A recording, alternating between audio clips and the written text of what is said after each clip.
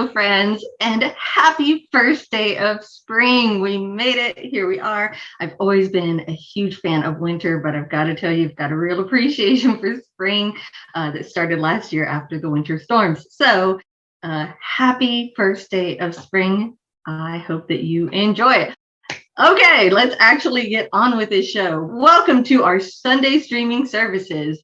If you are with us on YouTube or Facebook, go ahead and subscribe to get notifications when we have new videos. If you are with us on Zoom, hello, drop a hi in the chat. We would love to say hi back to you. If you are with us in the sanctuary, hello, everybody. Give me a big hello back. What? There are so many great ways to join us nowadays. Isn't that just so exciting? But for any way that you are enjoying us, you will be enjoying today's sermon. If you want to go far together with Renée Brill. Let's talk about reopening. How appropriate. Okay, there are a lot of moving parts in getting back to live services, lots of trial and error reboots, and sometimes total rebuilding of some things. We have been extra careful during the pandemic, and we are being extra careful now as we go back into it. We love every member of our church community, and we want to make sure that we are all as safe and taken care of as possible. So let's talk about a couple of things.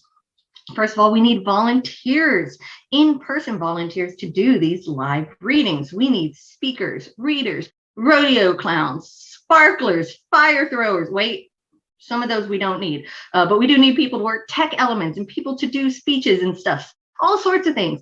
If you can help, email worship@oakcliffuu.org or join their worship ministry meeting today at 2:00. Link in the e-blast.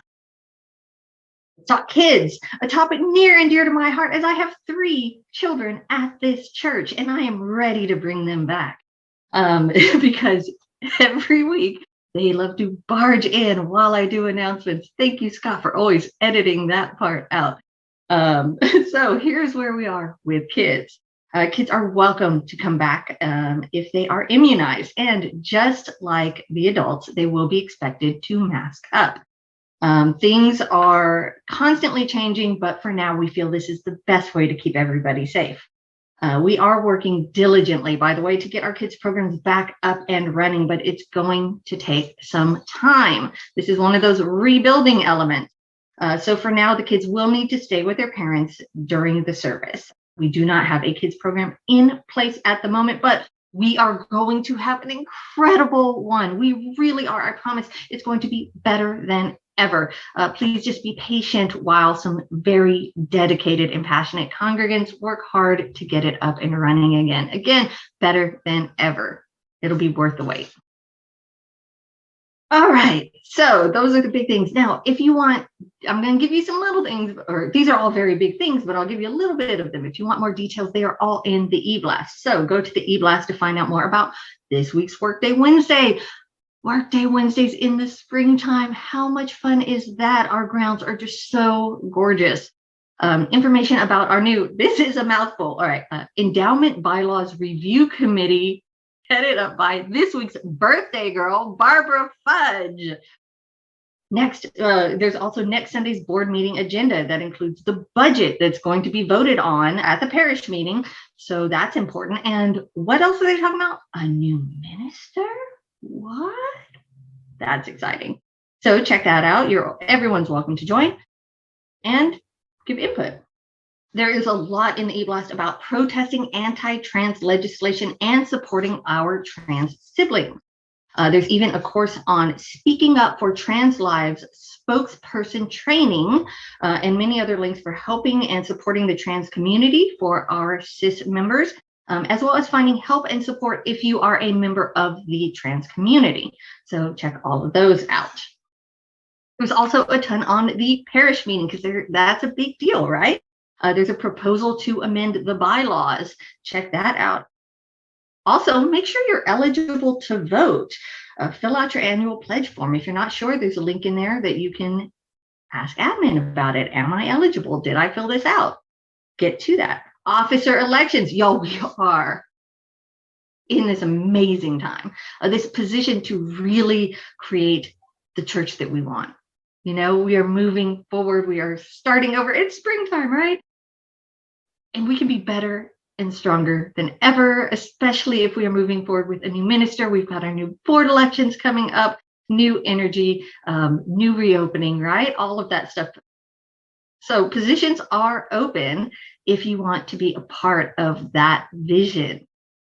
Or if you have a passion for something, but don't really know how to utilize it. You know that you love this one thing, you want to do something with it in the church, but you just haven't quite figured out where you fit into that. We can fit your passion in. That's what makes church wonderful, right? Having passionate people doing what they're passionate about. So email ldc@oakcliffuu.org and they will help you out. And of course, there's Widening Circle of Concern updates because they update us every week. They're doing such great work. Check that out. Very rarely a dull moment in this church, right? We are always so busy. All right, it is Sunday, so Talkback is at 11:15. It's where we get to sit around and talk about the sermon topic in greater detail, get some opinions on it. Whether you want to talk and give your input or just sit and listen, you will get something out of it every time. Adult Religious Exploration is at 1 o'clock. Sarah is doing science fiction and religion and philosophy. So much fun. All right, everybody, that is all for today. I hope that you can go. I don't know if it is raining or not. I filmed this on Friday. But if it is sunny, go out and have a glorious, beautiful first day of spring. And to everybody out there, have a very happy Sunday. Welcome. Good morning and welcome to the Unitarian Universalist Church of Oak Cliff. Thank you for having the curiosity and courage to join us. We welcome you, whoever you are, whatever spiritual tradition, gender, age, race, sexual orientation, or background you may bring to our community. We hope you will find here comfort, connection, challenge, respect, and above all, love.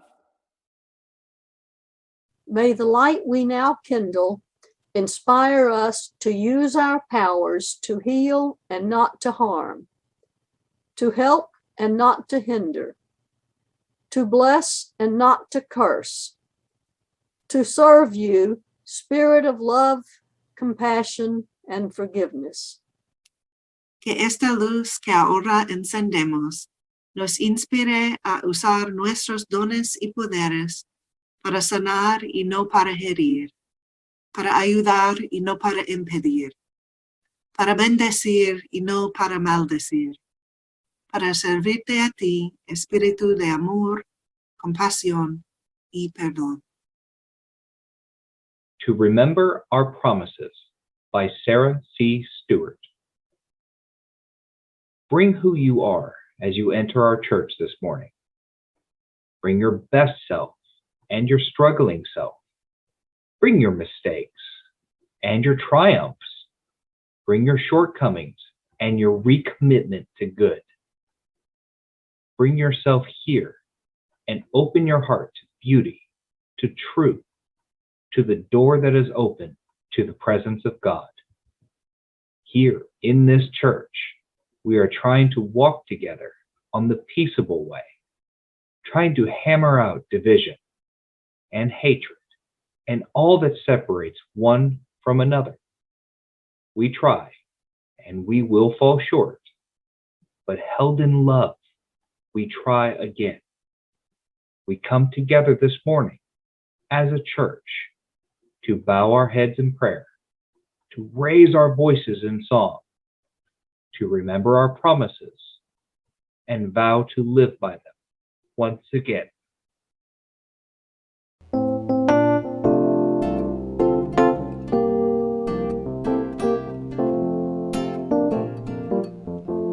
Come and go with me to that land. Come and go with me to that land. Come and go with me to that land where I'm bound.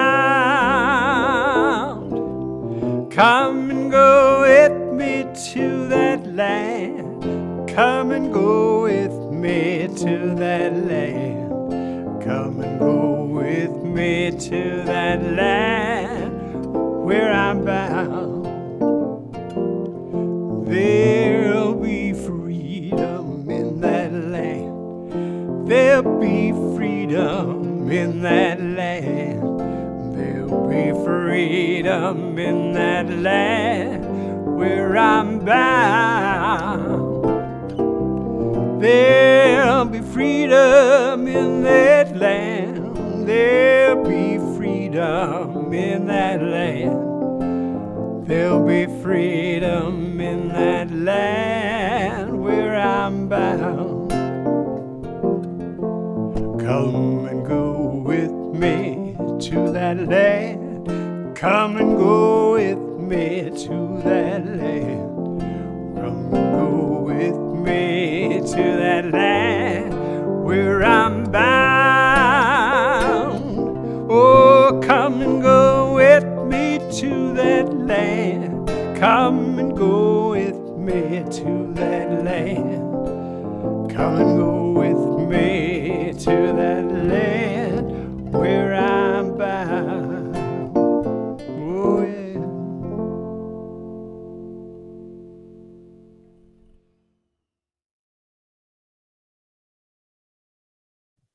Because we love one another, we honor each individual's spiritual journey. We celebrate life's abundance in service to each other, our community, and the world. We connect with each other in love, respect, and acceptance. Thus do we covenant together. And now in Spanish. Porque nos amamos uno al otro, honoramos el viaje espiritual de cada individuo. Celebramos la abundancia de la vida en el servicio a entre sí, nuestra comunidad y el mundo. Ponemos en contacto a unos con otros en el amor, respeto y acepción, así que hacemos pacto. We share our sorrow with one another, believing that a sorrow shared is a sorrow halved. Today, we also hold in our hearts the shared grief of our hurting planet. At this time, we invite you to publicly post your sorrows and prayer requests to our Zoom chat or send those to our Facebook Messenger.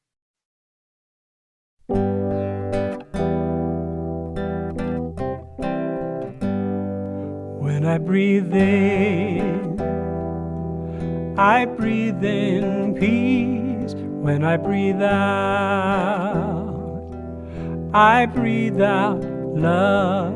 When I breathe in, I breathe in peace. When I breathe out, I breathe out love.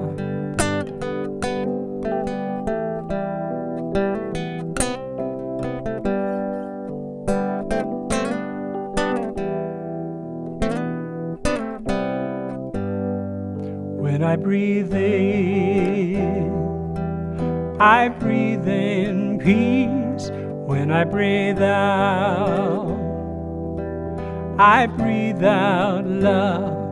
When I breathe in, I breathe in peace. When I breathe out, I breathe out love.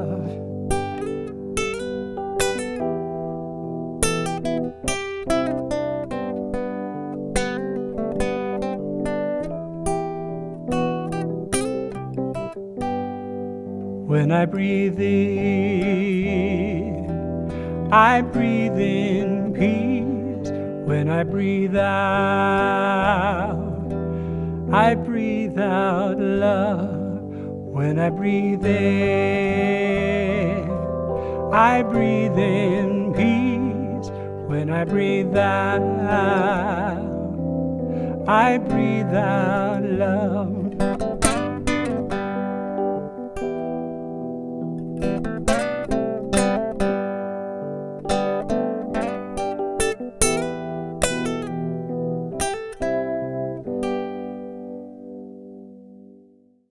We also share our joys with one another, believing that a shared joy is a joy doubled.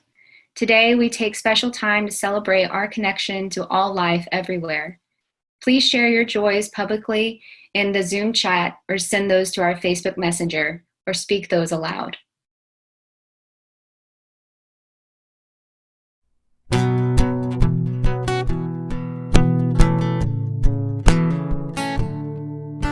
Spirit of life, come unto me. Sing in my heart all the stirs of compassion. Blow in the wind, rise in the sea. Move in the hand, giving life the shape of justice. Roots hold me close, wings set me free. Spirit of life, come to me, come to me.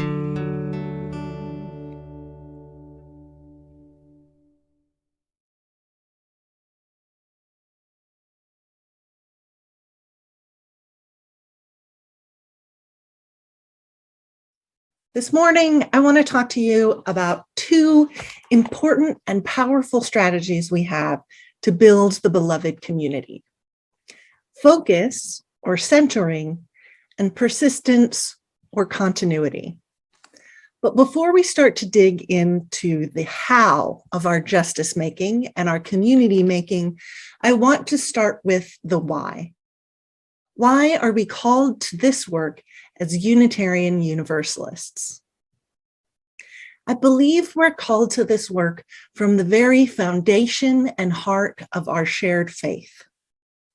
My devotion and faith and hope in Unitarian Universalism rests in three principal understandings that we share. First, we believe in the inherent worth and dignity of every person. This means that each individual matters, is important, is precious. That they are free matters, that they are safe matters, that they have all of what they need to live a full and beautiful life matters. That is the gift that we give to each other and to ourselves. Secondly, we also believe in the interdependent web of life of which we are all a part. This means that my actions affect others.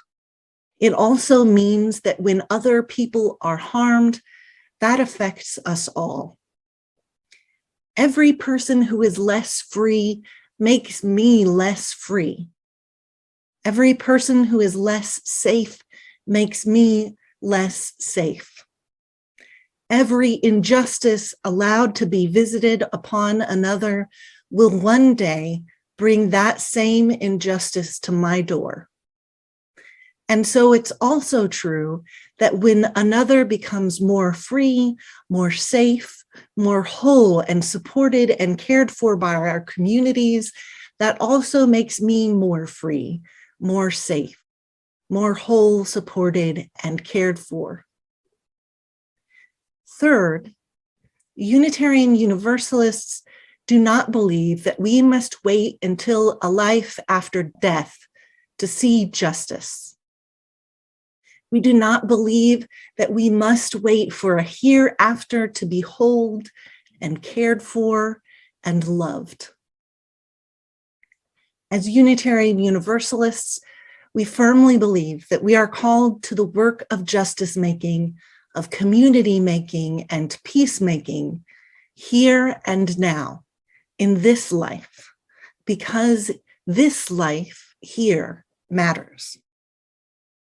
I believe that we're called both individually and collectively to the work of justice making and peacemaking from the very foundation of our faith. Just as each individual matters, each individual doing this work is important. We need every one of us. And just as we are a part of an interdependent web of life, The work that we come to do together is important. We cannot do without either the collective or the individual work. This is the heart of my faith. I am precious and worthy of a good life. You are precious and worthy of a good life. We are precious and worthy of a good life. All, without exception, are precious and worthy of a good life. And we are called to make it so because we have the power to do it. This is the calling that brings me to prayer, the calling that brings me to singing together on Sunday, the calling that brings me hope. That is what I mean when I say I'm a Unitarian Universalist. This religion that calls us to the work of building beloved community. With this in mind, let's talk about beloved community, what it is and how we get there. Beloved community is a term popularized by the Reverend Dr. Martin Luther King, meaning a community where everyone is cared for, absent of poverty, hunger, and hate. It's a community of peace created by love's call to action, the call to love thy neighbor as thyself, fully with both emotional and bodily support. For many, this may feel like an overwhelming task. After all, people of all faiths have spent hundreds of years trying to do this work, if not longer. In Unitarian Universalism, we have a long tradition of doing the work of justice making, from William Ellery Channing and Ralph Waldo Emerson's work towards the abolition of slavery in the United States, to scientific thinkers who look for the causes and cures for disease, to feminism and the right to vote, and gay rights and the right to marriage equality. And yet, in spite of all this, we are not there yet. So let's talk about two strategies that have been largely absent from mainstream justice-making movements. First is centering or focus, and the second is continuity or persistence.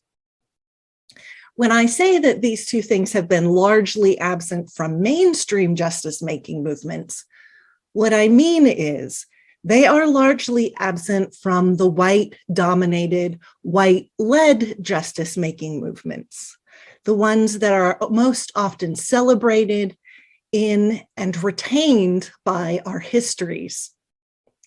When we talk about justice-making in the mainstream or white-led justice movement, we're often talking about each movement as though it is separate from one another. So we talk about the feminist movement and the LGBTQ movement and disability rights and environmental justice and civil rights and anti-racism. And in the story we tell about these things, we talk about them as though they are separate from one another. They each get their own separate chapters in our history books. They get their own separate newspaper articles. And this approach leads to a number of problems. First, it creates an illusion that they are separate problems, when in fact they are interdependent problems, each one feeding off the other, making it impossible to solve any one issue by focusing on that one issue by itself. It also puts these issues into a kind of false conflict with one another. In a world where the average person has to work longer and harder just to get by, most people have a limited amount of time, energy, resources, and attention that they can devote to addressing our collective problems and injustices. If someone only has 30 minutes a week or $10 a month to donate to a worthy cause, they're left in the impossible position of trying to choose which of the many worthy causes is most worthy. And justice makers then become encouraged to compete for attention and spend their precious resources explaining why they are the most important place to spend your time and money. Lastly, when we treat these justice movements as separate, we often end up overlooking the people who are most impacted by injustice. When the feminist movement has treated itself as separate from the racial justice movement, women of color have been consistently overlooked. When we treat the environmental justice movement as separate from the racial justice movement, we end up creating national parks while ignoring the harmful and deadly pollution consistently dumped in our neighborhoods for people of color. And all of those protests from not in my backyard, well, they end up ignoring whose backyard those things end up in. The solution to this is offered by widening the circle of concern report. Instead of treating each of these issues as separate, the Widening the Circle of Concern report advocates centering the needs and perspectives of people of color when viewing all of our justice making, and viewing all of our justice making through an anti-racist lens. Here, we're advocating using anti-racism as a kind of critical method. Now, critical method doesn't mean saying what's bad about a thing, like a movie review. Critical method here is a way of asking questions that lead to new or useful answers. Kind of like how the scientific method is a way of researching and finding new information, a critical method is a way of researching and finding information by looking from a certain perspective. So here, by using anti-racism as a critical method, anti-racism becomes our focus or our centering principle. Now, this is a very useful method for finding information. Just as we know that when we treat these issues separately, the needs of the people who are most impacted are the most likely to be overlooked. When we look at each of these issues from a perspective of anti-racism, what ends up happening is we end up looking at each of these separate issues from the perspective of people who are most impacted by each of them. So we're no longer looking at this as a kind of false conflict. We're seeing the whole picture from the perspective of those who are most harmed by the way things currently are. So when we say we want to use anti-racism as a critical method, we're not saying we want to focus on anti-racism instead of feminism, or instead of climate change, or instead of LGBTQ rights, or instead of seniors' needs, or instead of working class needs. What we are instead saying is that we are going to look at all of those needs through the people who are most impacted. Because what we have come to learn is that the people who experience the most dramatic impact of each of these injustices are consistently people of color, who are consistently left out of the way that we have been treating these each as separate issues. So this is what we mean by focus or centering. Instead of looking at things separately, we're looking at them all together and focusing on the needs of those who need change the most. Not only because they need change the most, but because often proximity leads to new information, or information that the rest of us simply don't have. This is useful not only because it leads to new answers, but also because it leads to unity. For most of our justice-making initiatives that have been separate from one another, we have been missing large portions of the people who could help one another. Together, as we know, we make a far larger impact than we make on ourselves. The second strategy, which has been largely absent from the white-led or white-dominated spaces of justice-making movement, is persistence or resilience. What I mean here is that longevity, that continuity of effort, that knowledge that we do not stop. Part of this is because it seems like there is always a new wave in the news cycle trying to take our attention. But what ends up happening between one cycle or one push or one movement of the next is that we lose the knowledge and the wisdom of those who went before us. And we end up having to almost restart from scratch. We're doing the work all over again. And this is very discouraging. It is discouraging for our anti-racist partners to see in one moment where Democrats in Congress widely take a knee as a part of a George Floyd protest, then support our current Democratic president who supports an increase in police funding. So it seems that while white-led justice movements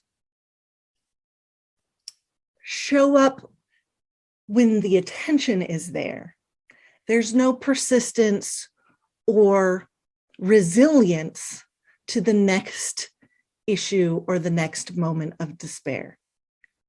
We have largely treated the justice-making movements in waves rather than a continuous long road to our collective freedom. So how do we build up that persistence and that resilience? I know that this might seem overwhelming in the middle of a pandemic, and I know that we all have so much to do. So let me tell you that what you do, no matter how big or small, it genuinely is incredibly important. Justice is not done by figureheads. Justice is done with the very many hands of community who show up to do the work. In our Widening the Circle of Concern group, one of the strategies that we found to help us stay persistent and to help us stay devoted is to set aside a specific time with the agreement that this is something I know that I can do every week. I know that it will not be too much. And I know that by doing it every week, I will embed this habit into my life. We have this story that we tell about justice makers, that they are somehow more everything. They are smarter or more ethical or more charismatic or more powerful. But that is almost a way of discouraging everyone from doing what they can do. It is not those great big efforts that build the road to freedom. It is the individual bricks on the road that are laid down by each and every one of us. So please know that whatever you can do, just as whatever I can do as a disabled person, as a person who almost never sleeps, as a person with a short attention span and executive dysfunction, what I can do is still so important. What you do is so important. And I have every faith and confidence in our ability as a very diverse group of people and a diverse congregation with many different skills and abilities, that together we make up everything that we need.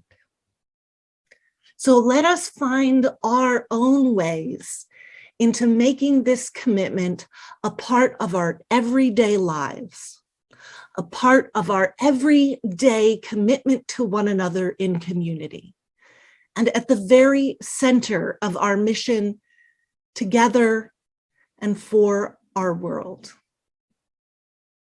Amen, Ashe, and blessed be.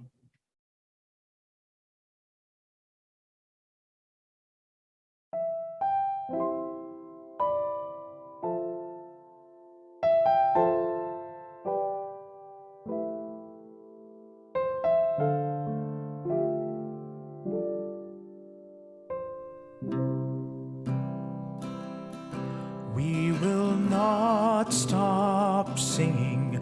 We will not stop singing. We will not stop singing till the world can hear the song, till the world can sing along.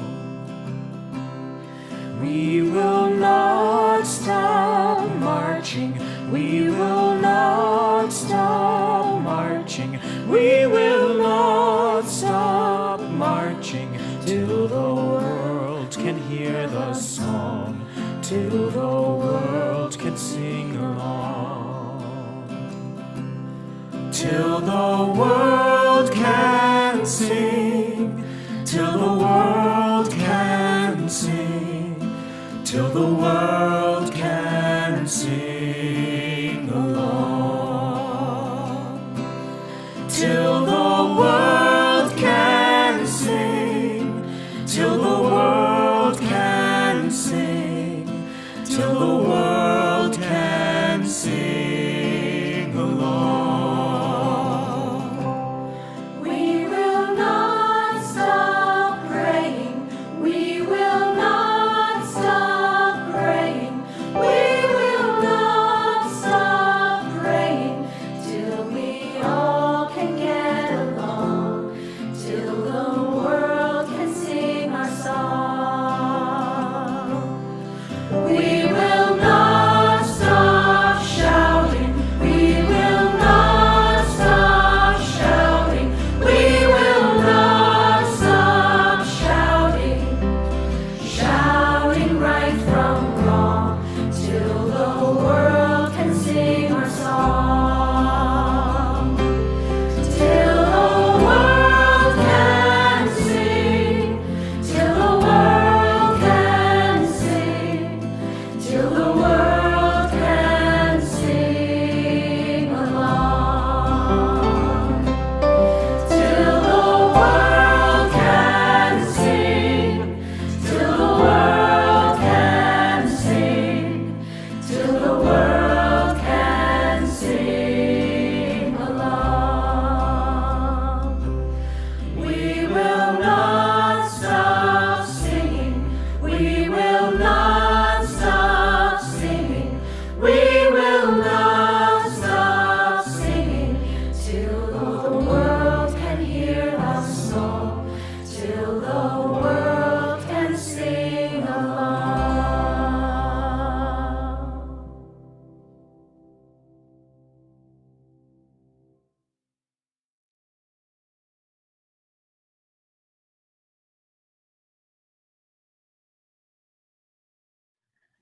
Let there be an offering to sustain and strengthen this place, which is sacred to so many of us, a community of memory and hope, for we are now the keepers of the dream.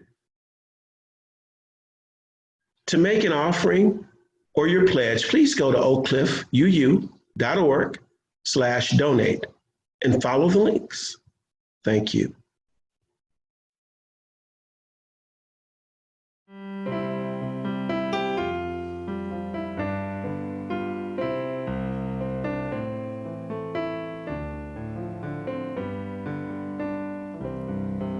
From you receive, to you I give. Together we share, and from this we live. De ti yo recibo, a ti te doy, así compartimos y vivimos hoy. From you I receive, to you I give. Together we share, and from this we live. De ti yo recibo, a ti te doy, así compartimos y vivimos hoy. That Which is Worthy of Doing by Steve J. Crump. That which is worthy of doing, create with your hands. That which is worthy of repeating, speak with a clear voice. That which is worthy of remembering, hold in your hearts. And that which is worthy of living, go and live it now. We extinguish this flame, but not the light of truth, the warmth of community, or the fire of commitment. These we carry in our hearts until we are together again. And now in Spanish. Encendimos esta llama, pero no la luz de la verdad, el calor de comunidad o el fuego de nuestro compromiso. Estos los llevamos en el corazón hasta que estemos juntos otra vez.